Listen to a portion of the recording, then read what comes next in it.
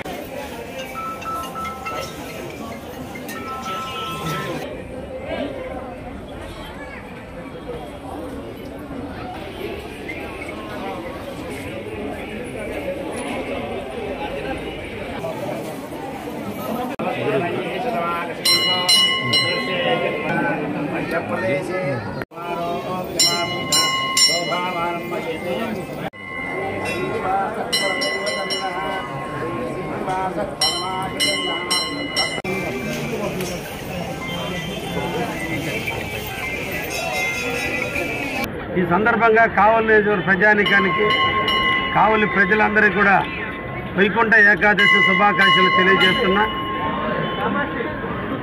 3 కోట్ల మంది దేవతలను దర్శించేందుకు, దర్శన భాగ్యాన్ని కల్పించేందుకు ఈ రోజున వైకుంఠంలో ఉన్నటువంటి విష్ణు పరమాత్మ 3 కోట్ల మంది దేవతలకు దర్శనమిచ్చే రోజు.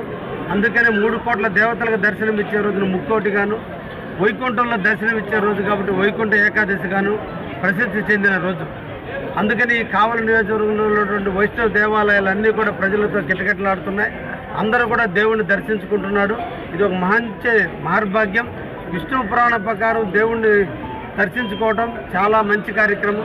ఈ రోజున నేను కూడా కావలి బాగుండాలి, కావలి ప్రజలు బాగుండాలి, కావలి ప్రజలు సుఖశాంతులతో దీవించాలి, అష్టైశ్వర్యంతో అభివృద్ధి చెందాలి, కావలి ప్రాంతం అభివృద్ధి చెందాలి, మన యువత అంతా కూడా ఉద్యోగ రూపకల్పన రావాలి. ఇవన్నీ జరగాలంటే ఆ యొక్క దేవుని ఆశీస్సులు కూడా మనకు నిండుగా ఉండాలని, ఆశీస్సులు ఇవ్వమని ఆ దేవుణ్ణి కోరేందుకు నేను కూడా ఈరోజు ఈ విషయాలను సందర్శించడం కూడా జరిగింది. తప్పకుండా ఆ యొక్క దేవుని యొక్క ఆశీస్సులు కావలి నియోజకవర్గం నిండుగా ఉంటాయని, వారి ఆధ్వర్యంలో వారి యొక్క దీవెనలతో కావలి అభివృద్ధి చెందుతుందని ప్రగాఢమైన నమ్మకంతో ఈ రోజున దేవుణ్ణి దర్శించుకుంటున్నాను. నమస్కారం.